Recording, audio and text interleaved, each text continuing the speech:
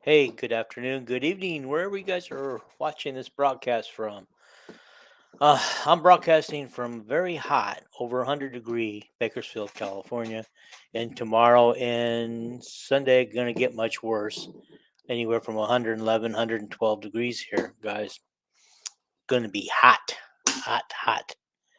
Good thing I installed the safety bar in my pool so that I can get some swimming in. I've been doing some aquatic workouts in my pool in the backyard there. So been done that 3 days this week so far. So good. So far, so good.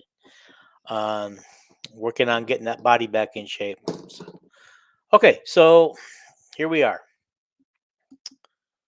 We're going to talk about a lot of Hawkeye things first. Okay, but first, let me ask you guys. All right, you know our summer goal by the time the kickoff is to get to 500 subscribers. Okay, I'd like to see you guys do that. Um, So I'd like to see you guys subscribe. I mean, there's so many of you guys out there who watch this broadcast. Um, I would love for you guys to, subscribe. Ask your friends to subscribe. Let's build this. I mean, let's reach our goal of 500 subscribers um, by kickoff, the first game. And what I will do is, if we can get to 500, I will have a prize giveaway. Just random drawing to whoever. Okay, but it'll be a member of the group, of course. We'll draw the name live, and we'll pick it out there, and maybe a T-shirt or something like that. But yeah, let's do that. Kind of an incentive, guys. Little giveaway once we get to 500. Okay. Okay. Let's first talk about. I want to talk a little bit about Jack McCaffrey and the news release his parents did through a lawyer um, earlier this week. Okay. So it had long been speculated and rumored that Jack McCaffrey was involved in a car accident in which somebody had died. Okay. People were getting a little anxious and a little angry. Want to know why isn't this being published? Things like that. One guy who broke the news on one of the Facebook groups, I don't think it was this one of the Hawkeye Facebook groups, came back and said, "See, I told you so. You guys don't believe me when I know something." And I think it was a little brash for him to come back and say that. I don't know who he is, and I don't know that it doesn't matter. Okay. Um, Here's what happened. Okay, Jack was involved in an accident, according to his parents. Um, there was a jogger. His name was okay, his name is First Class Sergeant First Class Corey Height, and he passed away 2 weeks after being hit by Jack's car. Um, the people investigating it have told Fran that it was an unavoidable accident. The reason being is a car stopped and waved um, Corey Height across the street while he was jogging. Okay. Uh, my understanding is Jack was in the other lane coming up, and he had no way of knowing that that runner was out there and had been waved across. And so it just happened. I mean, on circumstances, Jack didn't see it coming, and I'm sure the runner didn't see it coming. Um, and so, honestly, I don't know if he's going to be charged with anything. In a case like this, I wouldn't charge him because it was unavoidable. I don't think anybody's at fault here. Um, if anybody's at fault, maybe it's the driver who waved the runner across the street because he's being too nice. And I know here in California, I do that all the time. Is I'll slow down and I'll wave a car or a person out in front of me because the traffic is heavy and I know he's going to be waiting there for a long time, and I wouldn't want to be waiting a long time. So I'll just slow down and stop and wave them out. But usually they get right in front of me, and they don't run across the street and get hit by somebody else. So um, that being said, of course, we should always stop for somebody in a crosswalk anyway. So if you know they're in the crosswalk, you should stop anyway. But I don't know that Jack's going to get charged. I do not know. We don't know what that process is. Only Jack's family, his lawyers know. Will Corey Heights' family have a civil lawsuit coming up?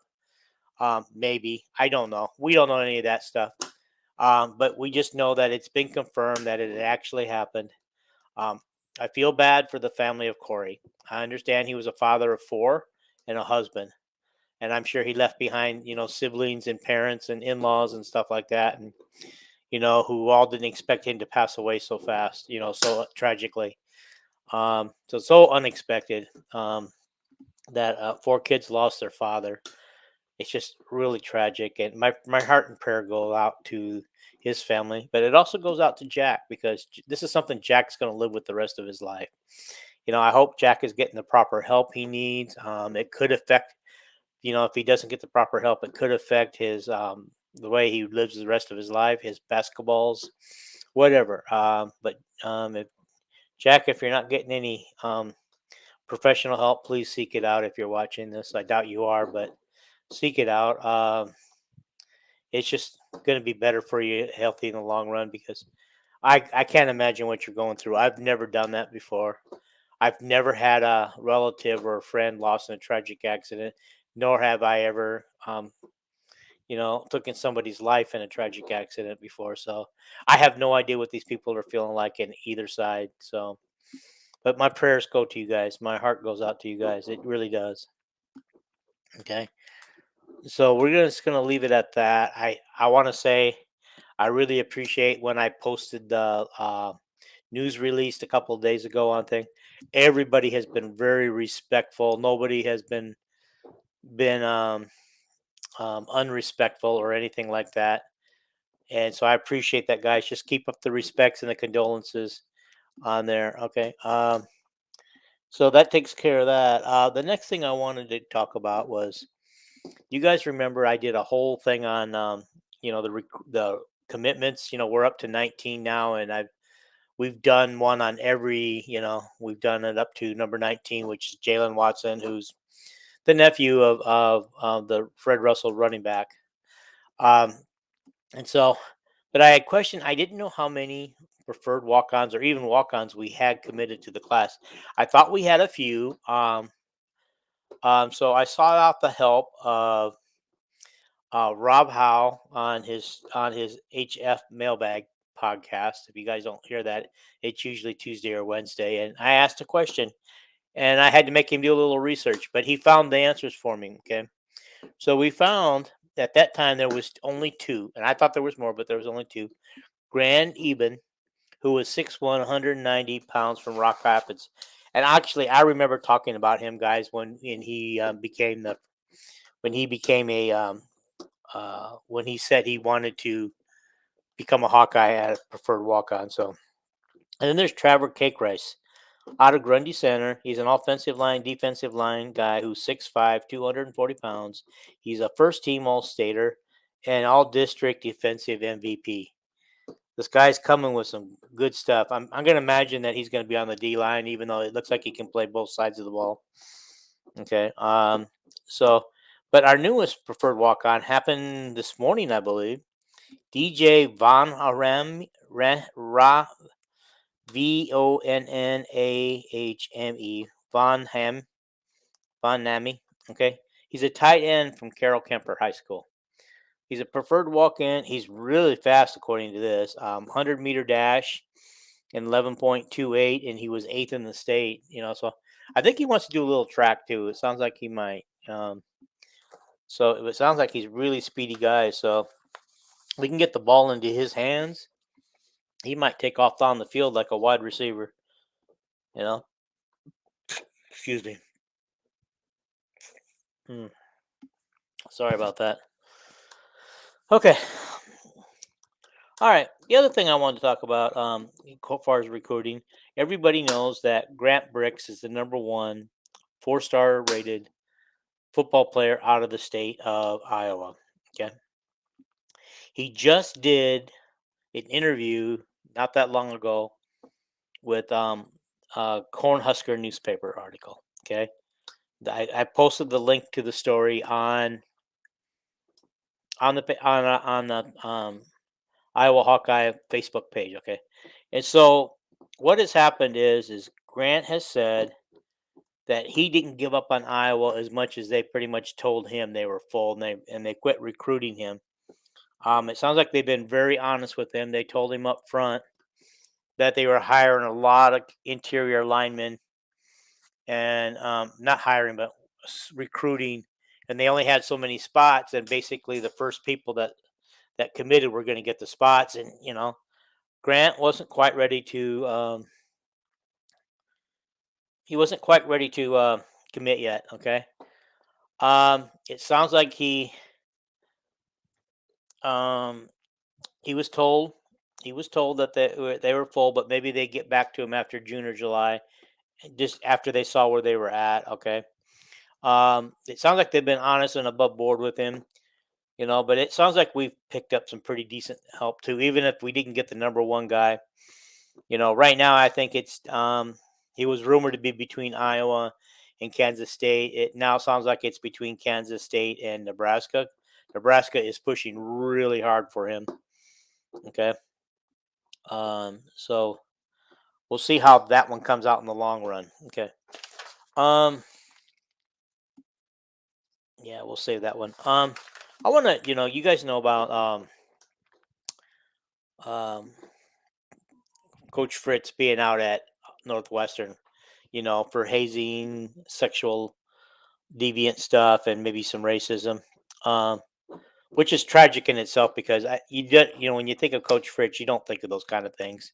Honestly, I think as most fans, as much as he's one of those guys you love to hate. I mean, you didn't like him because, he was so competitive against Iowa and just seemed to have a thing against Iowa. But at the same time, you had to respect the way he built his programs, had to respect the way he's able or was able to um, pull winning seasons. They weren't consistent, but they had enough winning season. They pull out because with the being a private college and everything, and the requirements to get into that college, you have to understand. He had to get some really smart people, and I think what he ended up getting was some really small football players who knew how to play football and what to do and think like a coach on the field. And anyhow, here's my point. Okay, somebody came out, and it probably was in jest. I'm sure it has to be because somebody said that Matt Campbell was confirmed to be interviewing for the job next week at Northwestern. And guys, that's not going to happen. Nobody's going to be hired as a permanent coach this early. Matt Campbell right now, he's got his hands full just worrying about getting his own team out on the field and who he might have available to play on the field for the first opener game. Okay. So he's got a camp coming up. He's not going anywhere. People aren't going to switch coaches that close. Okay. Northwestern is going to have somebody from the staff, the current staff. They've kept the entire current staff except for Fritz. And somebody's going to be named the leader out of that group who's going to be the head coach temporarily until they figure this out. But I guarantee that with recruiting and everything, they should have a coach named, by December. Um, Even if Northwestern has a great season, which I don't think they will, has a great season and goes on to a bowl game, I still believe they'll have the new coach in place, probably around the early to the mid part of December. Back when coaches start losing jobs, back when coaches are actually looking for jobs. But they may not tell you because the coach they may hire may be involved in a bowl game somewhere, you know. Although you never know. But with the early signing day in December, and I think it's later in December if I remember right. They've got to get somebody in place who's gonna and keep those recruits. Because if you're a recruit for Northwestern and you've got the assistants who don't even know if they're going to be kept around, assistants calling you and trying to confirm your signature for that early signing date, you don't know if How do you know? Why would you want to sign if you have no idea if the who the coach is going to be and if these assistants are going to even be in place? And so I think that Northwestern does have to make some decisions earlier than later, or they're going to risk losing probably a good majority of their recruiting class for this year. Okay, so I truly believe that Coach Fritz being fired, this has probably got ramifications for this year and next year, maybe the year after. It just depends on the recruiting and who comes in and who can pick up the slack on the recruiting, and who knows. Northwestern may, have to right away in the December and January get in the portal and just start replacing and plugging holes and replacing any recruits they got, that jump ship on them, and start plugging some holes. And so who knows? Maybe they'll be like Michigan State. You remember the last year that what's his name? I can't remember his name now. Was coaching at Michigan State. That program went downhill quickly. They brought in the new coach, the current coach from Colorado, and that first year, I think he had a 10 or 11 win season because he basically rebuilt half that roster with transfer portal kids. Okay, now he didn't do as well in his second year as he did his first year. Um, that being said, okay, all right, moving on. Okay, got a lot of type of. Let's go talk about the baseball draft and free agency. Okay, Keaton Anthony signs as a free agent with the Philadelphia Phillies. This is kind of sad. I mean, he's eligible to be drafted because he's a redshirt sophomore. But the way he was treated, on this old gambling thing, and he was pulled out with about you know 20 games to go in the season, you know, um, and lost out on a lot of games he could have played. How do we know that he wouldn't have come back to Iowa next year if they would have started playing him again and taken his suspension and reduced it, because they came out with these new guidelines for suspension? There's in all honesty, if he fell into any of those guidelines except for being permanently banned, man, he should have been playing by the end of the season. Keaton Anthony, we losing a good one, guys. In him, he's going to Phillies, and hopefully he catches on because he's undrafted. He signed as a free agent. And Will Christopherson is also signing as a free agent with the Angels. Okay, now I kind of like that idea because I'm an Angels fan out here, even though we don't play like a contender anymore.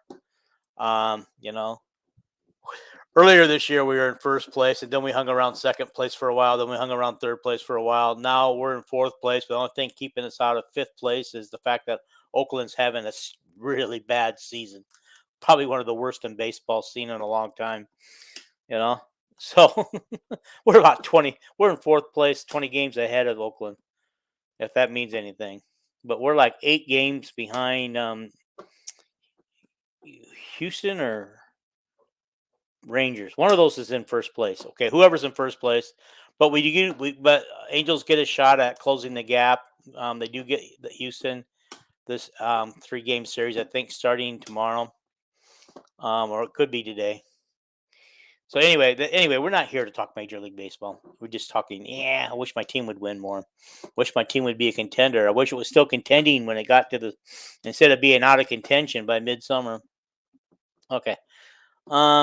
So we got that free agency part out of the way. Yeah, I told you guys, it's like the title says today, is a potpourri of subjects. Okay. I'm a little disappointed that nobody's come in live to chit chat with me, because part of this was set up so we could answer some questions and have our own little discussion. Okay. Let's talk about Chris Murray, guys. Drafted by the Portland Trailblazers in the first round. So he had his best game Tuesday night this week.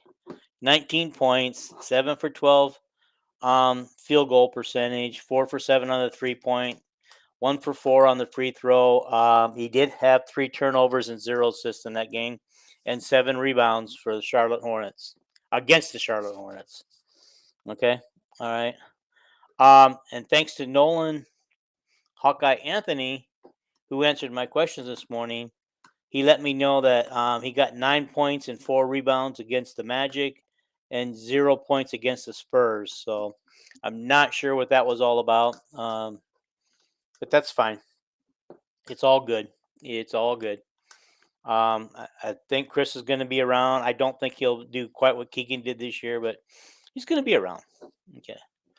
Um, Next up on my subject is Caitlin Clark picks up an ESPY award for best college athlete, women. I guess best women's college athlete. Okay, the Sullivan Award. Okay. Oh no, wait a minute. I'm sorry. The Sullivan Award is something separate. I wanted to talk about. Okay. So I'm listening to a podcast this morning. Um, Rob Howe and mm, can't remember his name. The guy from the Cedar Rapids Gazette, and I guess he's no longer with the Gazette. He's with the Athletic. Dockerman, Scott Dockerman. They said that one of them watched the ESPYS, and um, even though Caitlin won the award, they never showed it. They never showed it. They spent a lot of time on NBA more than anything, and it sounds to me like they that was for the breakout award, which Caitlin was up against Angel Reese and Brock Purdy, and I don't remember who else. Personally, I thought the award should go to Brock Purdy. I mean, what he did with the San Francisco 49ers at the end of the season, the last 7 or 8 games was you just had to taking over a team where he went from Mr. Irrelevant, from being drafted last in the draft, to taking over the team and guiding them into the playoffs with winning. And I think the only thing that kept them out of the Super Bowl was the fact that in that championship game he was hurt. He was hurt. He couldn't even, and his backup got hurt, and he had to go back in, and basically all he could do was hand the ball off. And the 49ers were just kind of like, okay, that's the end of that. And so, but personally, I would have given uh, Brock Purdy that award. But Angel Reese won that award, and I don't know if it actually got on TV. Since Clayton Clark's award didn't get up, but she was up for that breakout star too. I really, Caitlin was basically robbed out of being player of the year last year. So that would have been her breakout year right there. That would have been her breakout year. I didn't think this is really a breakout this year. I just think people opened up their eyes more this year. But she basically didn't have a whole lot of a different season than she had last year, except for the fact that they went to the national championship game where they bowed out in the Sweet 16 last time. Okay, or not the Sweet 16, the round of 32 they lost last year. Okay, early. All right. And so, but guess what Angel did again? She has no class. She did this. Okay. Um, Fine, Angel. I mean, get over it. You know, Caitlin already says it was fine with her. She doesn't hold any ill will toward you. Um, Person on the Louisville team, Van Heet, you guys know who I'm talking about, has already come out and said that this was never meant to be against her or any other players. It was always meant to be for her trainer on the sideline there. And Caitlin's been saying that from day one. You got Lily Van Lith, or whatever her name is, Van Lith, going out there and saying, yeah, that's all it is. It sounds like they're friends and they still talk. I mean, they actually texted each other after the game about it, saying that she knew.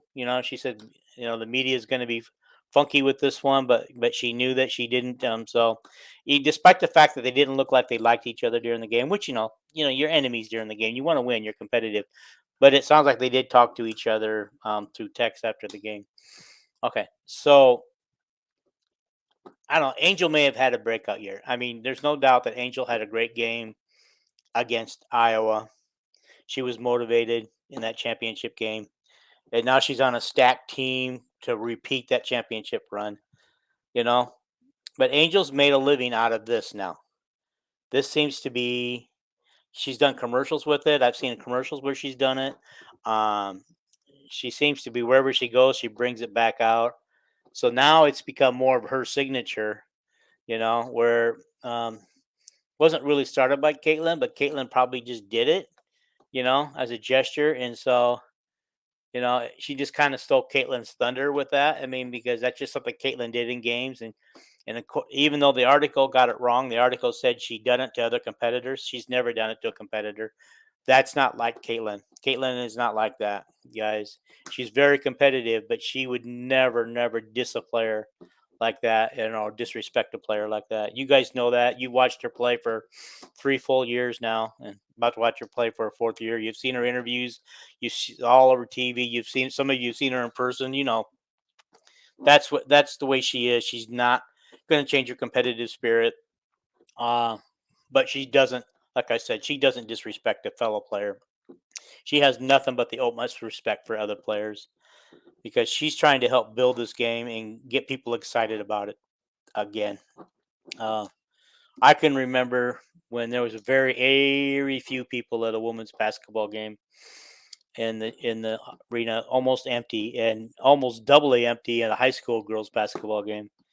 You know, you go to the game, it'd be a doubleheader with the boys. The varsity.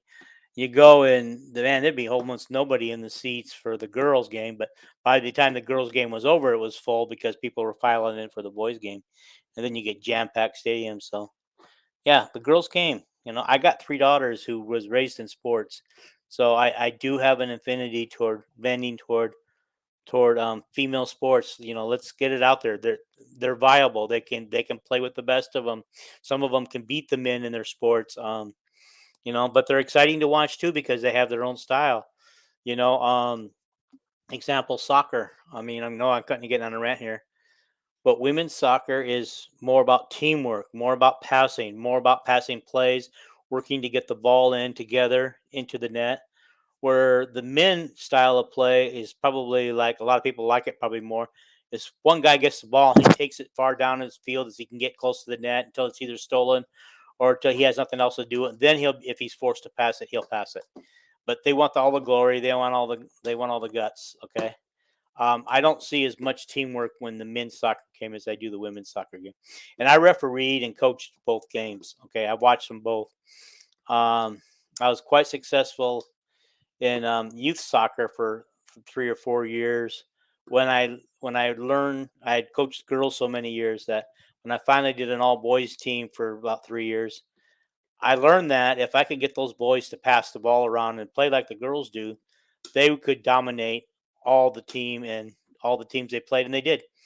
In the 3 years I coached them, I think they lost one, tied one, maybe lost last season. I think they lost another, at least another one that I know of. So basically, they basically lost an average. One season they went undefeated. Another season they lost one and tied one, and I think the next season they lost one or two games. You know, but that's because that's the style of soccer that works. I think it's more exciting soccer. Pass that ball around, work a play, work somebody in toward the net, and do something. Make it exciting. Make it more offensive than it really is. Okay. That's my rant about women's sports. Okay. Um, let's see if I'm missing anything. Oh yeah, on the Caitlin thing, I'll go back to Caitlin. Okay, she is up currently for the Sullivan Award. We, the people, can vote until July 19th. Every day, you can vote once a day, every day. The link is in my Talking Hawkeye. My Iowa Hawkeye Sports Facebook page. Go to the Facebook page. By the way, if you don't already follow the page, follow it. Okay, just like I'm trying to tell you guys to subscribe to this channel, subscribe to the channel too here. Okay. So anyhow, the link is there. Go vote once a day. And one of the things I want to tell you is, if you guys have any motivation to do that, Angel Reese she's up against Angel Reese in this category. Okay, let's make sure Angel doesn't win, guys. Let's make sure she doesn't win. All right. Dang, I covered a lot of stuff in a short period of time, didn't I? Okay. Yeah. Well, I don't really have anything else, guys. I just want to try to keep these podcasts coming as much as I can. They used to be twice a week. Then we got away from it. Started doing about once a week, and then after that, it was like whenever we felt like it. And so that's the reason why I started doing solo ones, because Paul and Jason, between their health and their and how busy they are, and their work schedules. I mean, with Paul's work schedule, it's not always possible for us to get together and do this for you. But I will say this: I thought maybe I would have a little more interaction than I had today. I know for a fact that when I do these live overnight, at late at night when we do them live, we get more interaction. So maybe I don't like doing them that when it's like 8:30, 9 o'clock your guys' time, but that's when we've had the best discussion, the best views and everything else. So maybe I need to do that, not do these in the middle of the afternoon here where I live. Um, so yeah, help us get the views, help us get the subscribers. Let's just help. Let's just do this. Um, and one thing too is if you subscribe to it, and I believe there's a little bell there. I don't know if it's automatically, but once you subscribe to it, you get notifications every time we're live. You don't have to watch us when you get your notifications.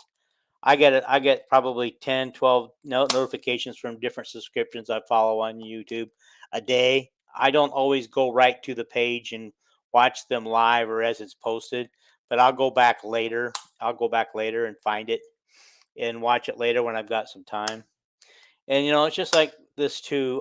If you just want to listen to something in your car because you don't have time, just hook this up through your telephone. You get YouTube going on your telephone and hook it into your car player and just play it like you would a playlist from Spotify or something, and you can listen to this broadcast because there's really nothing visually that's that appealing anyway. I'm not that great looking. Unless you like to look at some Hawkeye background, I got plenty of Hawkeye background here. But do that. Right in the car, or like when you're out in the garage working, or out in the swimming pool. Same thing. Just hook it up the way you normally would. To a speaker and just play YouTube over it, and so you can hear this while you're in the pool, or working in the yard, working in your garage, working on your car, driving in your car. I mean, there's plenty of ways to do this. You don't have to sit down and watch this, guys. You don't. I'm having trouble with it, but I started an audio podcast that replicated this, that duplicated this. Presently, there's only 2 shows up there because I'm having issues with it, getting it to work the way I want to, getting subscribers. And frankly, once I send this to all you guys, it's hard to share the regular podcast because now I'm sharing the audio, which is exact duplicate of the video, except there's no video. And so, let me know if you guys, in the comments and stuff, would you prefer the audio? Because I can start doing the audio and try to figure out how I'm going to get it to you guys. If you just want the audio, if you feel better about it, because audio you can get through Spotify, and you can listen to it through Spotify same way you would listen to your music or any other podcast. Okay, I think that's it. That's my potpourri. This is a slow time of the year. Oh, I got one more thing. July 26th is Big Ten Media Days in Indianapolis. Yep, it's coming, guys. It's coming like a freight train. Today's Friday the 14th, so a week and 4 days. Media Days will be here. And you might ask, if you've been sleeping under a rock, you're going to ask, who was Kirk taking with him? He always takes 3 players. Okay. Well, I'm going to tell you right now. He's taking Cooper DeJean, Luke Lachey, and Noah Shannon. And I'm going to understand right here, right now. Some of you might have thought he should take Cade McNamara. I don't think so. I'll be honest, because he's going to have all kinds of Michigan news media all over him. He didn't play for Iowa last year, and it's just gonna be a train wreck with him having to go through both sets of media, answer questions about why he did this, why he didn't do that, and I think it's a distraction from the Iowa football. These guys have all proven that they can play at the highest level for the Hawkeyes. Luke Lachey is going to probably be a first-round draft pick as a tight end this year in the NFL draft after this season's over, if he has the kind of season that we all think he would, and why not? Because every tight end who's eligible for draft has come up big. Has come up big because that's the way Iowa's offense is. Everybody knows Iowa's offense runs through tight ends. Okay. Even last year when we were having a bad offensive year, who was it that was coming up big every time? It wasn't our wide receivers. It wasn't our running back, although our freshman running back did manage to get over 600 plus yards of rushing. Um, or was it 800 plus? Anyway, he had a great year. Better year than I thought. Quietly had a great year. Okay. No, it was our tight ends that came through. The only bright spot about last year was the tight ends. Okay. And then you got Cooper DeJean, probably the best athletic talent, fastest athletic talent on this team. This guy, he could probably play any position they put at it. Probably going to play safety or cornerback. Going to have a couple of pick sixes. I guarantee he will. This year, he's going to maybe even lead the team in picks when the season's over. Or it could be Xavier that does, one of the two, because Xavier is going to have a huge breakout year too. So yeah, these guys have earned it. So let's see what they do when they their interviews when they get July 26th in Indianapolis at the what do you call that place? It doesn't matter. I don't really care. I'm not going. Um, I will say though that just to kind of drag things out, I plan to be in Iowa the weekend of the Purdue game. If at all possible, I'm going to try to get tickets to the Purdue game. After I secure my airline tickets, which I haven't done yet, which I will be doing any day now, then I will find out from Iowa when the single game tickets are for Purdue and get my hands on some. Right now, I think they're still selling the mini game packages, and I don't want to buy a mini game package. I just need to buy one single game. That'd be Purdue. And who knows? There might be somebody who doesn't want to go watch the Purdue game, and I can buy their tickets or they'll give it away.